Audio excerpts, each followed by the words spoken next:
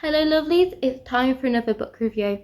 I was ever so kindly sent a book by one of the people who follow me on here, and they asked if I would be interested in reading their book they released because it's not been getting that much traction and they're an indie author, and if I would not be a bookish review person if I did not support indie authors. So without further ado, we're about to get into the book.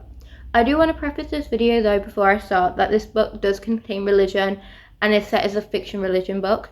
So I want to pre-state that because I know that religion can sometimes be an iffy topic for people. And I also want to state at the start of this video that I myself am not a religious person. I don't really align with any religions, and I am, if anything, a spiritual person who believes in witchcraft and Wicca and things along that line, as someone who practices in tarot and spells and stuff along that line. I do want to pre-state this, but I also want to pre-state that I appreciate what anyone wants to believe in, and I also appreciate in religion because I have a lot of friends and family who align themselves with different religions. And honestly, I think religion is a great thing for people and giving them something to believe in. Like, I believe in the old gods, others believe in more modern gods and other forms of gods. So without further ado, we're going to get into Hope in the Darkness by Ger McCormack. Okay, so this book is based in Ireland. It follows the story of two angels and them being guardians to a child called Reg. It also is basically a tale of devils versus angels, and along the storylines of that. Our two angels are called Theo, I hope I pronounced that right, and Fer, yet again I hope I pronounced that right. Never came across names similar to that. I'm guessing there's something to do with in Ireland, I hope, but I'm not fully sure. But anyway, as the storyline goes, it was a very good storyline. It had a clear through line, it was very precise, it didn't have that much fluff.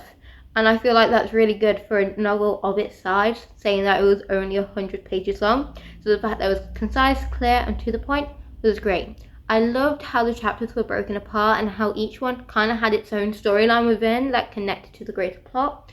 I loved the beginning where it gave an explanation, detailed character explanation of just who the characters actually are and the world we're entering. The world building in this was really well done, and I really appreciate that within the book. The book kind of in itself follows two angels, their development, introducing to the person, their guardian, and their battle against the demons, kind of.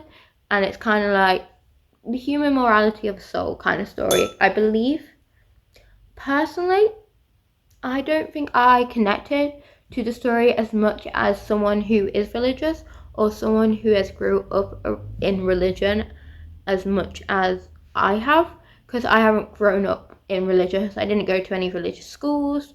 When my schools did do religion, it was like for every religious event we did of one, we did it equally for multiple other religions because of the area I grew up in. So I'm not really connected to, I'm guessing, Christianity or maybe Catholicism. I'm honestly not that sure of which one, but you know what I mean. So it has two angels and they rely on guidance from God on how to guide this child through their life, and there's the internal debate of how much they step in and whether they have to learn, and that all it's like a development story. And I really did enjoy the plot line, and I really did enjoy the storyline. I do think it was a very well told story. I don't feel like I'm the best person to explain the plotline and the different nuances within the book because honestly, I don't think them all reach me personally. I feel like someone who has a religious background could connect to this book a lot more than I did, but this is just my opinions. I would like to state that. On other notes, my favourite part of the book was definitely the writing style. I love the writing style, I'll just say that. I'm a sucker for a good writing style.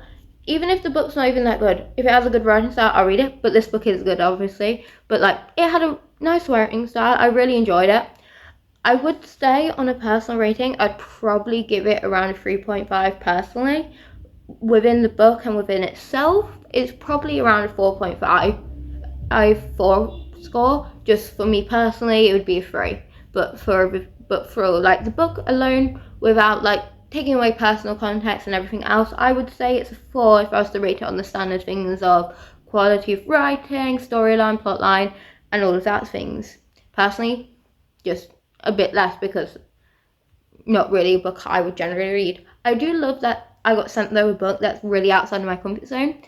My favourite thing about this book, out of everything though, is that because it was so out of my comfort zone and so different from what I normally read, I really got to see someone else's point of view whilst reading this, because this is obviously someone's point of view of how they review religion. Ugh.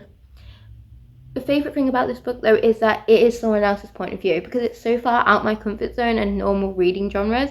I got to read a book that's very different from what I would normally read. And I feel like out of everything, I just got to read and view someone else's different viewpoints of life and how they view and experience life, which is very different from me, which I highly enjoyed. But I have to say, this was a good book. Personally, I wouldn't recommend it to people who are more aligned with stuff I like to read. But the people I would recommend it to are people who like stories that are general life stories, people who like stories that have basis in religion, people who like to see other people's viewpoints. I do think also maybe people who like mythology. I do understand that he's also a theologist and a physicist. He studied humanities and several other like areas around it.